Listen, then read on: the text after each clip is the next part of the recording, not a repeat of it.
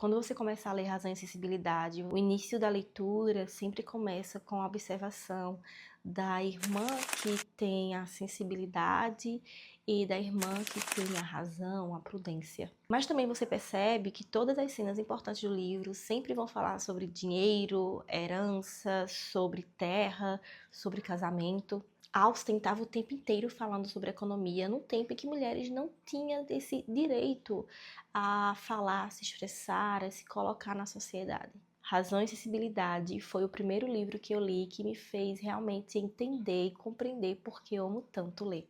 Esse é um dos meus livros favoritos. É aquele livro que você não sabe explicar o porquê ama, e foi por conta disso que eu escolhi ele, e não Orgulho e Preconceito, por exemplo, para o Clube Erudição, que é o meu clube do livro. E neste ciclo, que são ciclos de 2 meses, que é o mês de maio e o mês de junho, nós iremos ler Razão e Sensibilidade, e esse é o primeiro vídeo sobre essa leitura. E se você não sabe, o Erudição é um clube de livros clássicos e de estudos literários, e quando eu digo estudos literários, quer dizer que por lá a gente apenas não lê o livro no ciclo indicado, mas principalmente eu divulgo com vocês alguns estudos, alguns artigos científicos sobre o próprio livro, sobre as técnicas utilizadas e sobre o assunto a ser tratado, e além de tudo, todo domingo o vídeo do canal é focado na leitura do clube, tá? Mas antes de tudo, deixa eu me apresentar, porque eu falei e não me apresentei. Meu nome é Jus Ferreira, sou professora e uso este canal para democratizar a literatura na internet. Hoje nós vemos o nome de Jane Austen estampado em todos os livros, estampado nas adaptações literárias que também fazem muito sucesso e eu amo, mas em 1811, quando Razão e Sensibilidade, que é o primeiro livro da Jane Austen, foi lançado por um pseudônimo. O livro saiu assinado por By a Lady, que quer dizer por uma dama. Então as pessoas, necessariamente, elas não sabiam de fato se Razão e Sensibilidade foi escrito por uma dama, em pseudônimo, ou por um homem. E elas costumavam acreditar, pela esperteza das ações, pelos detalhes dos acontecimentos, que, na verdade, quem escreveu foi um homem. Isso parece pequeno para nós hoje, mas é gigantesco quando paramos para entender o contexto histórico. Ou seja, uma mulher da classe rural inglesa escrever um livro já parece bem problemático para aquela época. Mas escrever para ganhar dinheiro era uma ideia ainda um pouco pior. Porque o ideal feminino naquela época era a ideia de que a mulher deveria existir apenas no contexto doméstico. Digamos que quase invisível, ou seja, ela poderia tocar piano, ela poderia ler poesia, ela poderia aprender os dotes culinários, ela poderia bordar, ela poderia cuidar e ministrar a casa. Mas transformar a escrita em profissão significava entrar no mercado, e entrar no mercado era território totalmente masculino. Inclusive, existe um detalhe na vida de Austen que eu acho extremamente interessante, que ela escrevia nas pequenas ocasiões do dia a dia. Então, ela sempre estava com papel a escrever, e quando chegava alguém mais próximo para tentar entender o que ela estava fazendo, ela escondia esse papel, porque ela não queria que as pessoas soubessem. Porque havia uma espécie de vergonha social para mulheres que produziam intelectualmente. E ela era tão boa descrevendo situações sociais porque ela escrevia os fatos, entendendo e observando tudo e todos, porque ela ficava literalmente num cantinho observando as coisas acontecerem.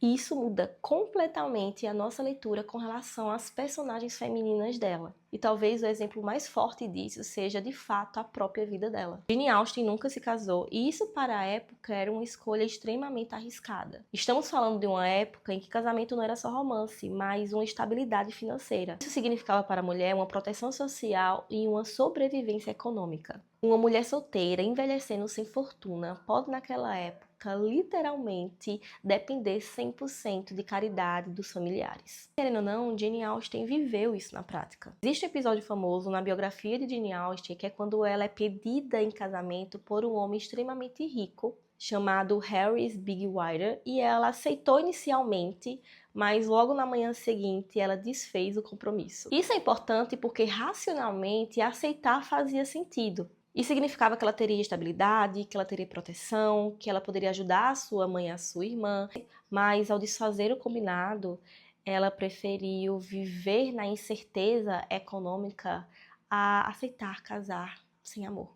Mas isso significa muito que quando ela escreve sobre mulheres calculando renda, avaliando casamentos, reprimindo emoções, pensando e fazendo todo aquele manifesto com relação ao melhor partido, ela não está inventando conflitos dramáticos de uma obra contemporânea do século XVIII. Ela está falando sobre a realidade em que ela vive, realmente os conflitos sociais existentes na época. Depois da morte do pai de Jane Austen, o reverendo George Austen, ela, a mãe e a irmã Cassandra viveram em uma espécie de vulnerabilidade econômica, a chamada pobreza respeitável. Elas passaram anos dependendo de irmãos homens e de parentes mais ricos. E aqui começa uma conexão importantíssima com razão e sensibilidade, porque é exatamente isso que acontece com as nossas personagens. Na história das irmãs Dashwood, o pai morre e a mãe e as 3 irmãs vão ter que morar em um local que não era necessariamente onde elas moravam. E isso é devastador, porque elas continuam pertencendo à mesma classe social, mas em uma vulnerabilidade econômica em que elas não conseguiam pagar de fato aquilo que a classe que elas estavam pedia como mínimo, como por exemplo uma carruagem, serviçais e tudo mais. As Dashwood participavam de uma classe que era chamada de gentry, ou seja, elas não tinham títulos de nobreza. Porém, o pai falecido era dono de terras. Elas não tinham títulos, porém participavam da sociedade e tinham uma educação extremamente refinada. Isso é muito triste, porque elas são muito refinadas para trabalhar, mas elas estão pobres para viver confortavelmente. Então, o que é que elas iam fazer? A sociedade da regência era construída por aparência e estabilidade. Isso significava que, mesmo quando uma família estava fragilizada, ela não poderia parecer que estava fragilizada. Ela continuava performando a elegância. Então a gente tem aqui uma performance o tempo inteiro.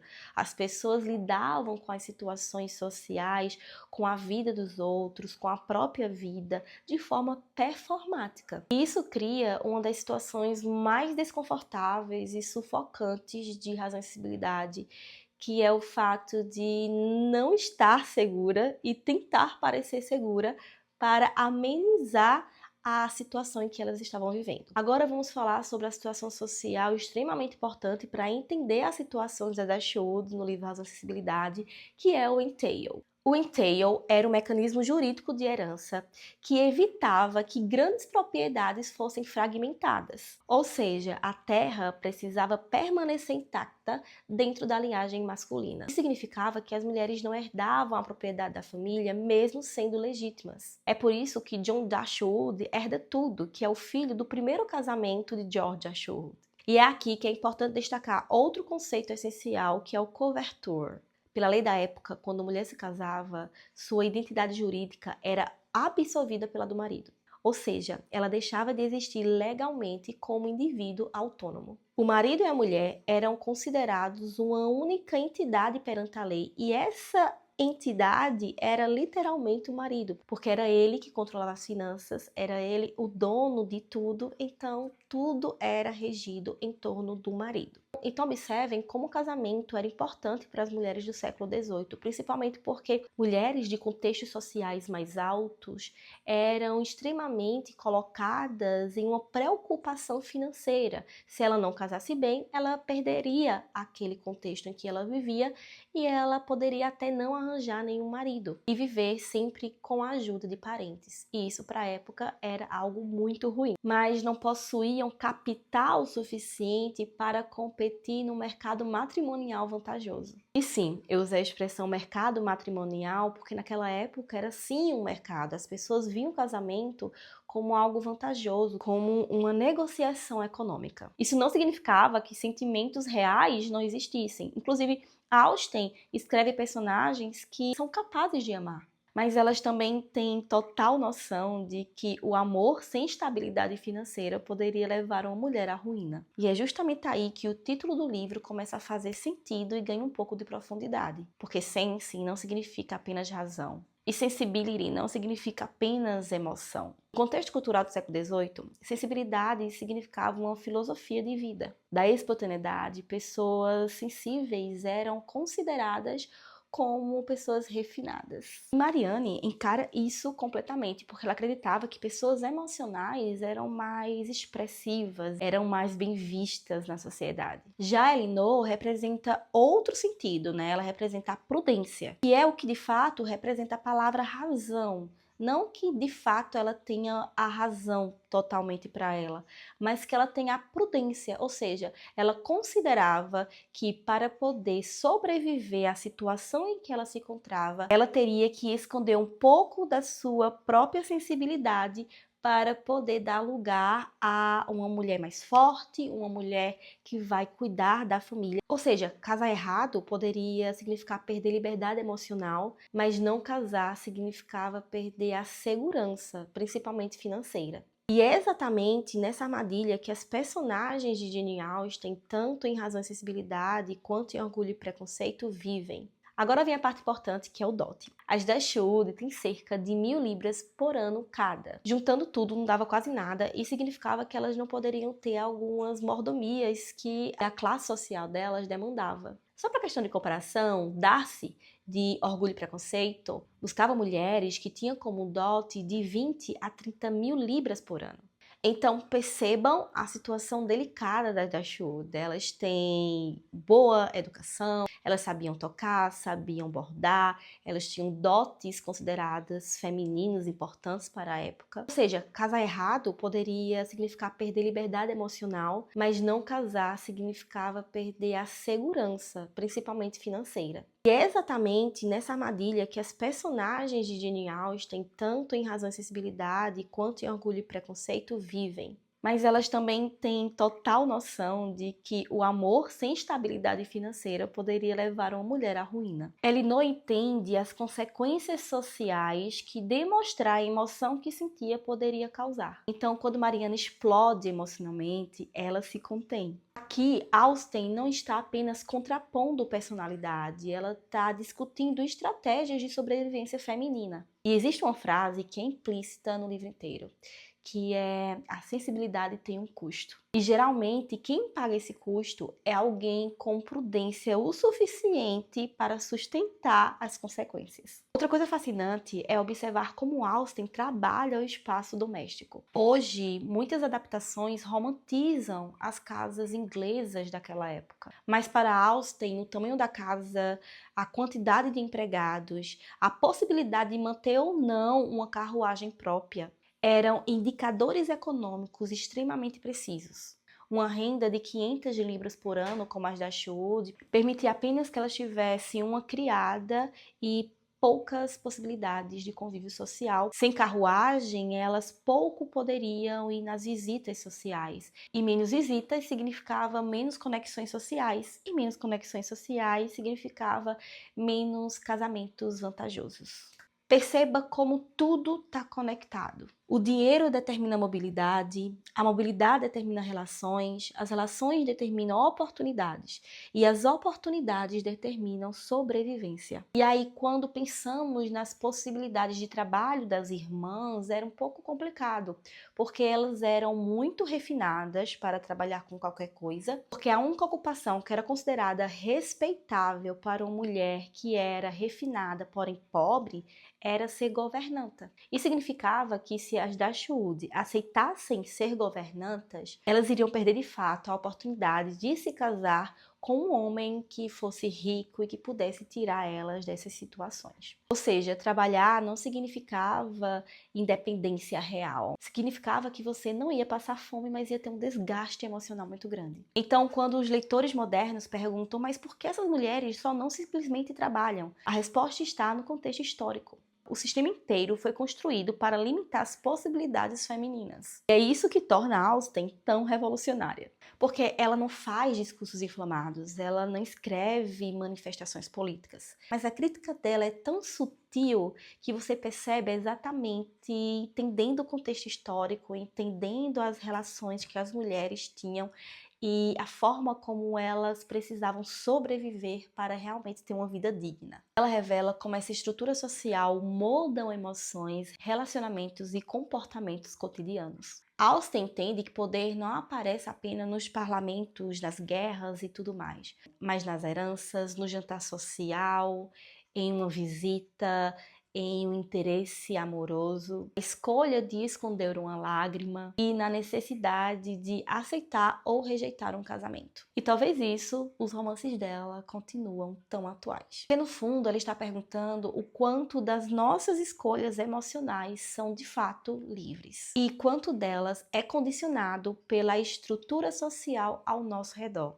Só mulheres vão entender isso. Jane Austen morreu aos 41 anos e por muito tempo ela foi tratada como uma autora apenas de romances elegantes. Mas hoje muitos estudiosos entendem a sua obra como uma análise precisa sobre a economia afetiva da sociedade inglesa. Quando vocês continuarem lendo Razão e Sensibilidade, eu quero que vocês prestem atenção não só no romance que está sendo construído, mas nos dotes que são ditos, nos olhares que são trocados, nas falas, muitas vezes, de personagens secundários que estão em posições sociais performáticas. Porque nos livros de Austen, dinheiro nunca é detalhe. Dinheiro, ele determina o destino da personagem. Talvez a pergunta que fique no final dessa aula seja justamente essa. Se você estivesse no lugar de Elinor Dashwood, você escolheria a felicidade emocional individual sua ou a felicidade e a segurança financeira de uma família inteira? Porque Jane Austen sabia muito bem que para mulheres do seu tempo sobreviver significava aprender a sentir em silêncio. Eu quero saber de você. Você é mais prudência, a razão da Elinor, ou você é mais a emoção, a sensibilidade da Marianne? Eu fico por aqui. Se inscreva no canal, curte, comenta e me siga nas redes sociais. Espero que tenham gostado dessa aula. O link do Erudição está aqui embaixo. Participe com a gente dessa leitura maravilhosa de Jane Austen. Um cheiro e até o próximo vídeo. Tchau, tchau!